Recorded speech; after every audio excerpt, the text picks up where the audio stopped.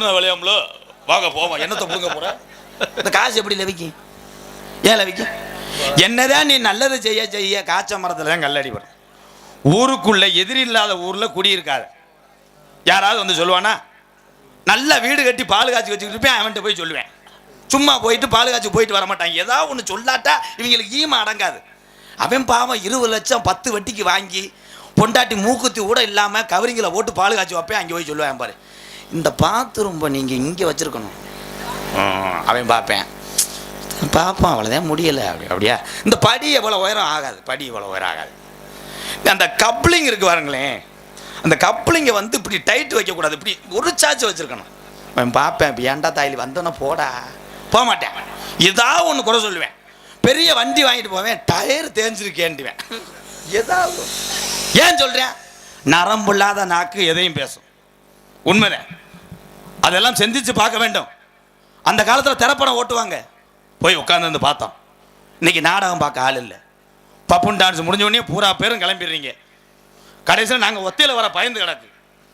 எனக்கு என்ன ஃபீலிங்னா, நாடகம் பேச வந்த ஆளுக யாருன்னு தெரியலை. தூக்கத்தில் வரும்போது மூஞ்சியை முழிச்சுக்கிட்டு, அன்னைக்கெல்லாம் ஒரு ஊரில் அப்படித்தான் ஒரு ஆள் வந்தார். அந்த ஆள் நம்பரையும் மறந்துட்டேன். காலையில் வீடு விட போய் தட்டுறேன், ஐயா இந்த நாடகம் பேச வந்த ஆள் யாருன்னு தெரியல அப்படின்னு. தெரியாட்டா 4 பேரை பிடிச்சி ஊ அப்படின்ட்டேன். நான் என்ன பண்ணேன்? இப்படிலாம் இருக்கு எங்கள் நிலைமை. ஆனால் எத்தனை கலைகள் இருந்தாலும் இந்த மக்கள் மத்தியிலே அழியாத கலை நாடக கலை. இந்த நாடகத்தை ஏன் ஊருக்கு வள்ளி திருமணம் வைக்கிறாங்க அப்படின்னா, ஏன் இது ஒரு தெய்வ கடாட்சமான ஒரு நாடகம். எத்தனை கலைகள் நீங்கள் வைக்கலாம், ஆடல் பாடல் கராட்டை எல்லா கலையும் வாழ வேண்டும். அதில் நாங்கள் வாழ்கிறோம், நாங்கள் குறை சொல்லலை. ஆனால் வெறு வயத்திலே மனதார இந்த கிராமமும் சுத்துவட்டார கிராமமும் நல்லா இருக்க வேண்டும் என்று, நாடு செழிக்கணும், நல்ல மழை பெய்யணும்னு பாடக்கூடிய ஒரே கலைஞர்னா நாடக கலைஞர் தான். நாடக கலைஞர் தான். ஆனால் நாடக கலைஞர் வந்து இப்போ ஊர்களில் சோறு ஓடுறதில்லை. சில ஊரில் போன் அடித்து நீங்களே தின்ட்டு வந்து காசு தந்துடுறோம் அப்படின்னு ஹோட்டலுக்கு போனால் ஒரு தோசையை வச்சுட்டு அடுத்து சட்னியை கொண்டு வந்து வைக்க மாட்டேன். கம்பு கூட்டை போட்டு லாவி துடைக்கிறேன்.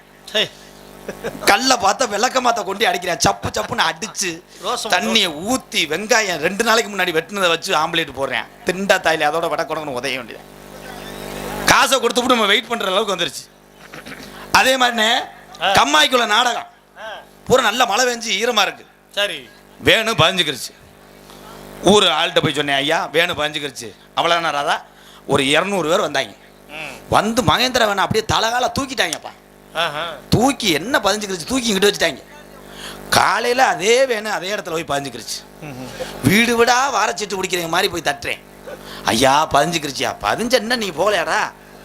ஐயா பதிஞ்சுக்கிருச்சிங்க. பதிஞ்சா என்னத்தை பிடுங்க, ஆளு பேருமா தள்ளி எடுத்துட்டு போங்கடா அப்படின்னு நாங்கள் முக்கி தள்ளிக்கிட்டு இருக்கோம். பள்ளிக்கூடத்து போயில வந்தவங்க இங்கே வர்ற நாடகக்காரங்க எப்படி தள்ளி கிடக்காங்க, வர இன்னும் போகாம திராங்க பாரு.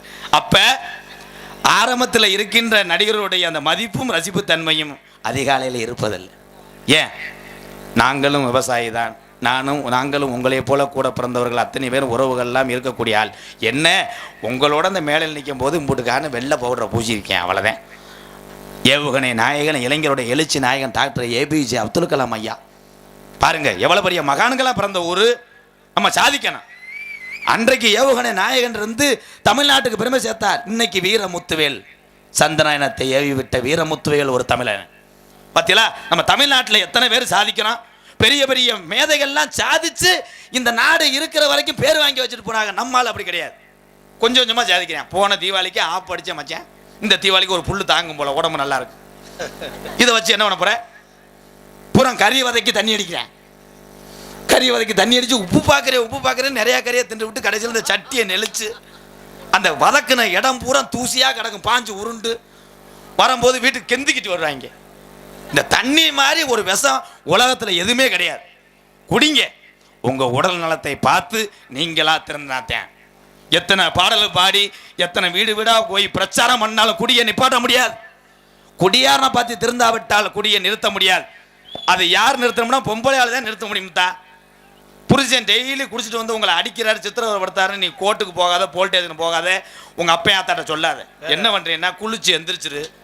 எந்திரிச்சதுக்கு அப்புறம் வீட்டில் பழைய காலத்து உலக்க கிடக்கும், எடுத்து அதை நல்லா சுடுதண்ணியை வச்சு அந்த பூனை நல்லா அலசிடு, கிருமி இல்லாம அலசிட்டு விபூதி வச்சிரு வச்சுட்டு சந்தனத்தை குழச்சு வை, வச்சு குங்குமத்தை வச்சு உன் புருஷன் படுத்து கிடக்கும் போது வெதர்ல அடிச்சிரு. அதோட வெதர் வீங்கிரும், உனக்கும் குடும்ப விருத்தி ஆயிரும். உயிர் இருந்துல. தென்பாண்டி ராமேஸ்வரம் தந்த தெய்வ சுடர் அப்துல் கலாம். தென்பாண்டி ராமேஸ்வரம் நம்ம தெய்வ புகழ் அப்துல் கலாம். அட தென்பாண்டி ஏ ராமநாடு, ராமநாடு ஏ ராமேஸ்வரம், ராமேஸ்வரம் பேக்கரும்பு கண்டெடுத்த தங்கமகன் அப்துல் கலாம், அப்துல் கலாம். தென்பாண்டி ராமேஸ்வரம் தந்த தெய்வ சுடர் அப்துல் கலாம்.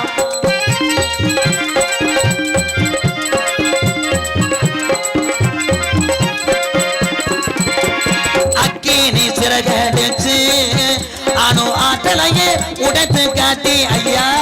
அக்கினி சிறகடித்து அணு ஆற்றலையே உடைத்து காட்டி வெற்றிகளை குவித்தார் ஐயா. பெரும் பாசமிகு நம்மள்களா. அட தென்பாண்டி ராமேஸ்வரம் தந்த தெய்வ சுடர் அப்துல் கலாம்.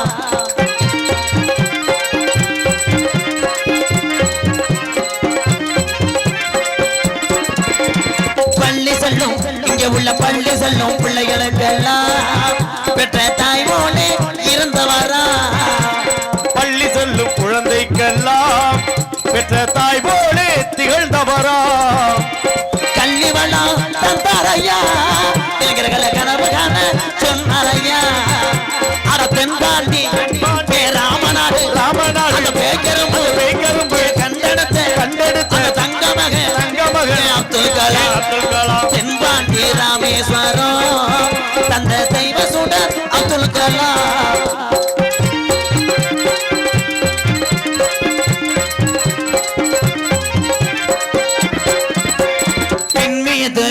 அங்கே விண்மீது கனகே பின்னார், தமிழக மண் மீது புகழ்ந்து பின்னார்.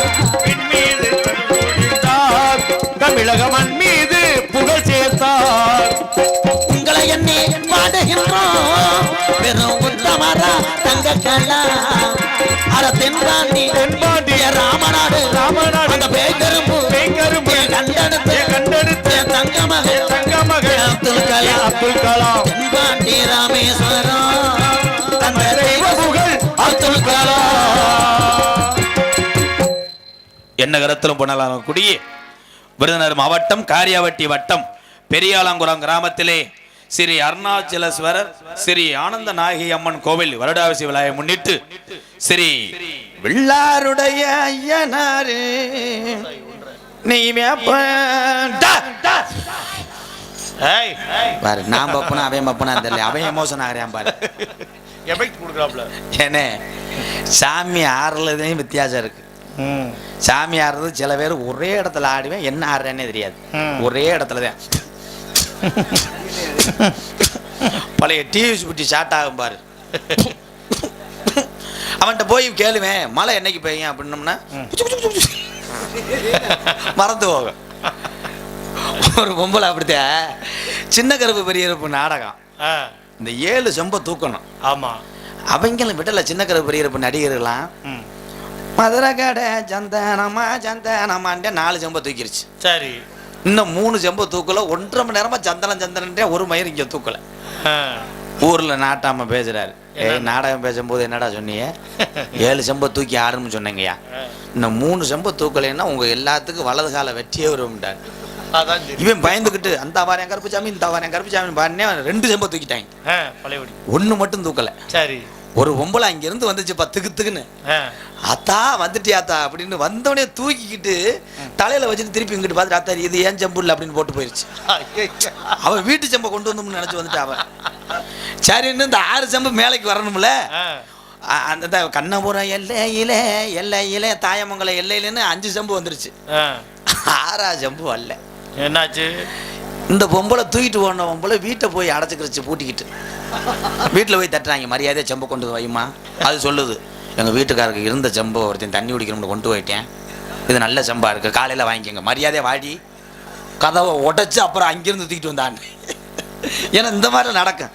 இயல்பான என்னப்பு துண்டு போடணுமா? வாங்க வாங்க. ஏன்னா நீங்க வர்றது எனக்கு நல்லதுதான். துண்டுக்கு பதிலாக ஏன் இங்கே வரைய? யாருக்கு போடணும்? சூர்யா எங்கே இருந்தாலும் மேடைக்கு வரும்படி கேட்டுக்கொள்கிறோம். அவன் சொல்லுவேன் ஏறி விட்டு போயிடுவாங்க.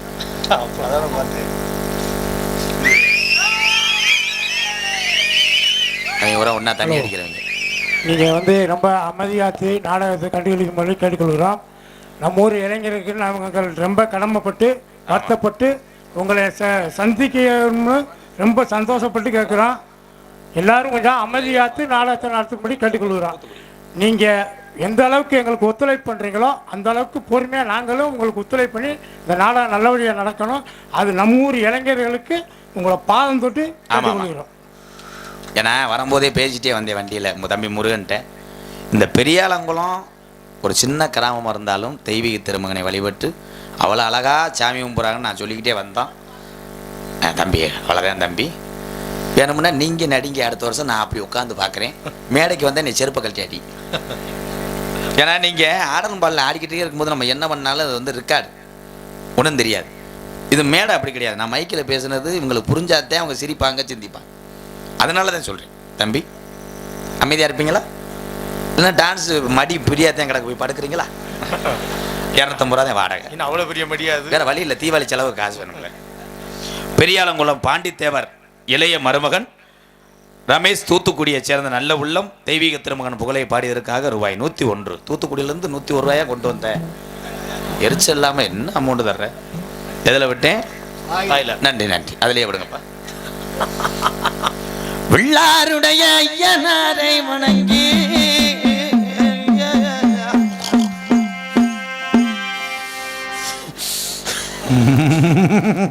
என் குளிர் காய்ச்சல்